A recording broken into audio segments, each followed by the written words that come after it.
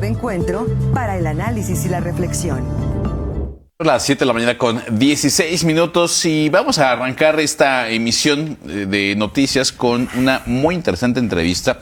Le agradecemos enormemente que haya aceptado la invitación para estar aquí en Presencia Universitaria al maestro José Antonio Urteaga. Él es director general del Fideicomiso de Energía en nuestro país y bueno, estará en Querétaro impartiendo una interesante conferencia cerca de las 11 de la mañana, si no me equivoco, en torno al rol del fideicomiso en la transición energética. Pero sin mayor preámbulo, le damos la más cordial de las bienvenidas a nuestro invitado. Maestro, ¿cómo está? Muy buenos días, gracias por acompañarnos. Buenos días, Marco, un placer estar con ustedes y con su auditorio. Y bueno, justamente aquí en Querétaro ha estado muy en la reflexión el tema de la energía, el uso de energías renovables, todo ello concatenado con la reflexión de la pertenencia o no de los llamados data center, el consumo de energía eléctrica que representan. Y de ahí justamente que resulta interesante hablar de este tema, transición energética. Y podríamos abrir la conversación. ¿Qué es transición energética, maestro? Muchas veces, y es una pregunta muy importante. Estamos viviendo una época en donde el uso intensivo de energía eléctrica provoca fenómenos como el cambio climático global, que es uno de los principales retos que enfrenta la humanidad. Es un fenómeno que afecta de manera muy importante a la economía y sobre todo a la población menos favorecida en el mundo. Eso implica el reto de buscar formas y de lograr que la energía, el consumo de energía, vaya y tienda hacia energías renovables. Transitemos del uso de combustibles fósiles al uso de energías renovables. Y un componente adicional es, antes de inclusive llegar a energías renovables, buscar reducir el consumo de energía en nuestros hogares, en nuestras empresas, en el alumbrado público, en los servicios municipales, en la agricultura, mediante acciones que hagan una mayor eficiencia energética sin afectar, no al contrario, mejorar la población, la vida de la población, mejorar la economía, la competitividad y productividad. Entonces diríamos que transición energética es avanzar a una mayor eficiencia energética y al uso de energías renovables en sustitución de combustibles fósiles. ¿Cómo lograr que esta transición se dé de una manera pareja? Es decir, que todos los sectores, puede decir, incluso los menos favorecidos también puedan tener esta transición hacia otro tipo de energía. Me parece que ahí entra el fideicomiso. Es correcto, y la pregunta me parece muy acertada, porque cuando hablamos de transición energética hay que agregar otro concepto que es transición energética justa, y es lo que usted señala. ¿Cómo lograr que ese proceso de tener más eficiencia, uso de energías renovables, llegue a las personas de menos capacidad económica, que a veces no tienen la capacidad de invertir o tomar un crédito para cambiar su refrigerador, para cambiar su equipo de aire acondicionado o para instalar un sistema fotovoltaico? Y es precisamente ahí donde el Fideicomiso para el Ahorro de Energía Eléctrica, el FIDE, entra con mecanismos de financiamiento inteligentes. ¿Y por qué financiamiento inteligente? Porque el crédito que se otorga se paga con el ahorro de energía eléctrica que se obtiene, y eso beneficia a familias que no tienen acceso a tarjetas bancarias de crédito, a un crédito comercial, y entonces el FIDE ahí promueve este tipo de financiamientos y ha permitido a lo largo de su historia apoyar a estas familias. Y esto se logra gracias a que hay una política energética nacional. La Secretaría de Energía está impulsando muy fuertemente este tema. La Secretaría de Energía actualmente lleva a cabo un programa en Mexicali que se llama Techos para el Bienestar. Son techos solares o inclusive sistemas fotovoltaicos que se instalan en postes para suministrar electricidad a familias de muy bajos ingresos, y en ese caso inclusive todo la instalación, el panel fotovoltaico no le representa ningún costo para la familia. ¿Cómo se encuentra, hablando del tema muy particular de la transición energética, cómo estamos en nuestro país en la transición energética? ¿Cómo vamos y cuáles son los principales retos que se han enfrentado para lograr esta transición energética? Bueno, pensaría yo que vamos bien en términos de una calificación internacional. En materia de renovables se está avanzando de manera muy importante con la generación solar, tanto a gran escala como generación distribuida. Los números avalan este crecimiento. Cada vez es más la capacidad instalada de generación con plantas fotovoltaicas y eólicas. Es decir, estamos aprovechando dos recursos que la naturaleza nos provee para generar electricidad. Ese es un buen indicador de que esto va avanzando en términos de capacidad y consumo. ¿Cuál es el reto? Seguir avanzando hasta llegar a lo que se llama o se denomina emisiones cero, emisiones netas de energía cero. Significa que al 2050 se logrará equilibrar lo que se emite de contaminantes con un proceso que también compensa esa emisión de gases de efecto invernadero. Y México está avanzando en ese punto. Tenemos uno de los países que tiene las metas más ambiciosas en su NDC, en sus contribuciones nacionales determinadas que se presentan ante la Convención Marco de Naciones Unidas para el Cambio Climático. Son de las más ambiciosas y se está avanzando en ello. Y una parte fundamental en eso es esto de transitar de plantas de generación con combustibles fósiles a plantas de generación con fuentes renovables. Hoy en día hay un debate entre continuar con este camino de buscar las energías renovables y otro planteamiento que dice que hay que mantenernos con el uso del petróleo, por ejemplo, ¿no? Que es un planteamiento que ha tenido muy particularmente Donald Trump en esta administración, y vemos que países del primer mundo pues son los que están también generando la mayor contaminación, ¿no?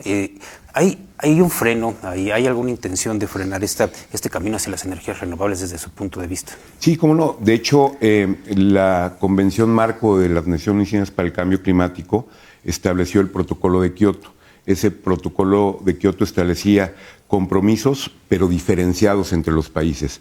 Los países que más han emitido, los países más desarrollados, tuvieron la obligación con el Protocolo de Kioto de compensar sus emisiones, y surge un concepto que son los créditos de carbono. Se le da un valor económico a las reducciones y los países desarrollados tenían que financiar, invertir en países en menos desarrollo para lograr que estos redujeran sus emisiones. Pero la pregunta que hace es también muy interesante. Hay combustibles de transición. El gas natural es el principal combustible de transición porque tiene menos emisiones. No podemos pensar, y por eso se habla de transición, de un proceso gradual de cambio de un tipo de energía a otro tipo de energía. Entonces, en esa transición, el gas natural tiene un papel fundamental porque contribuye a ir reduciendo e ir cambiando todo esto. Pero insisto, allí hay un elemento también fundamental que es el principal de los combustibles, como lo llama la Agencia Internacional de Energía, que es la eficiencia energética, que digamos que es la medida para mitigar el cambio climático de mayor rentabilidad, de mayor beneficio en relación a su costo. ¿Incide en aspectos culturales para afianzar una transición energética, maestro? Absolutamente. Yo tengo la gran felicidad de tener 5 nietos. Cuando los veo, hay temas que me dan optimismo, porque veo que son niños que se están preparando de manera distinta. Y se están preparando de manera distinta porque en muchos ámbitos se les desarrolla una educación del uso eficiente de los recursos.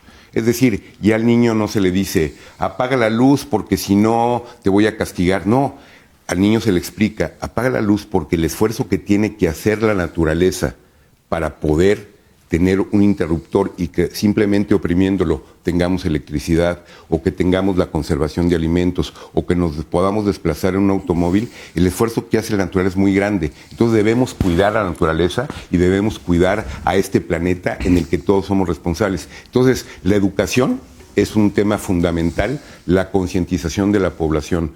En la medida que nosotros somos capaces de manera individual de aplicar prácticas que nos permiten usar de mejor manera los recursos, eso se transmite a nuestros centros de trabajo y se transmite a la sociedad en su conjunto. Maestro, lamentablemente el tiempo se nos termina, transita de manera muy rápida el tiempo a veces. Estará hoy en Querétaro impartiendo una ponencia. Si nos puede compartir con la audiencia los datos y si es posible que la audiencia pueda escuchar la ponencia que estará impartiendo en esta mañana. Bueno, primero déjenme decirle que tengo el gusto de haber llegado desde ayer a Querétaro. Es una ciudad espléndida.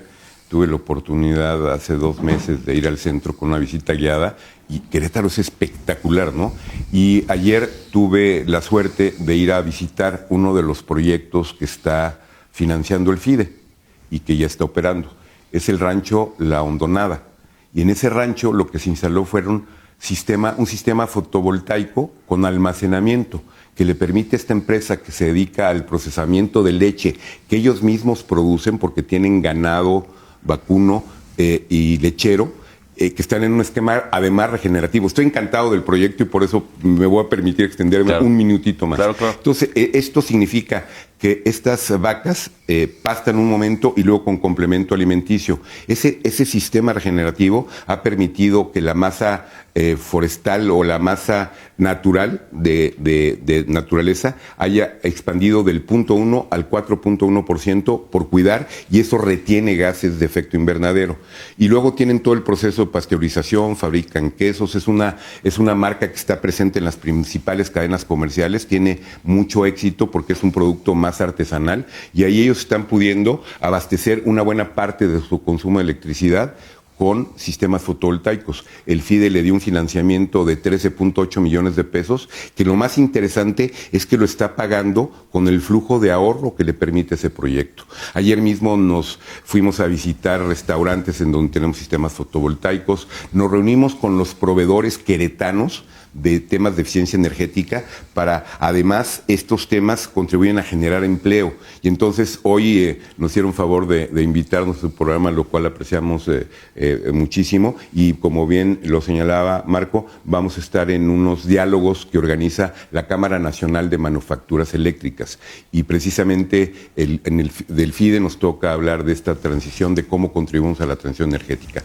Seguramente lo van a publicar en YouTube, y los invitamos a consultar nuestra página www.fide.org, en donde seguramente podrán tener acceso a esta presentación y a otras presentaciones que son muy importantes en el contexto de la transición energética. Pues maestro, un gusto saludarlo, un gusto conversar con usted, y ojalá lo podamos tener en una próxima ocasión. Con mucho gusto, aquí estaré. Muchísimas gracias. Muchas gracias al maestro José Antonio Urteaga, quien es director general del Fideicomiso de Energía en nuestro país. Nosotros vamos a ir a una muy breve pausa y regresamos con más.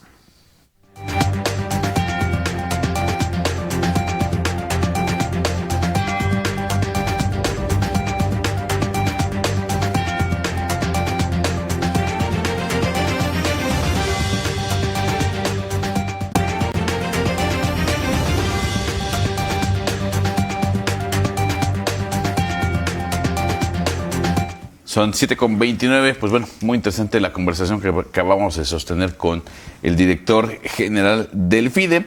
Y nosotros vamos a ir a un corte, vamos a regresar con más contenido. Tendremos ya lista el enlace telefónico, la llamada con nuestra querida compañera y amiga Pamela Sirop, y más, y bueno, ya la información a detalle en esta mañana. Es con toda la información local, lo que ha ido sucediendo, información política, información, por supuesto, que tiene que ver con las obras que se están realizando, y vamos a estar pendientes, ¿no?, cómo se pone el tráfico el día de hoy, y también cómo nos va con las lluvias en esta tarde, si es que se presenta. Así es, mi estimado. Corte y regresamos con más.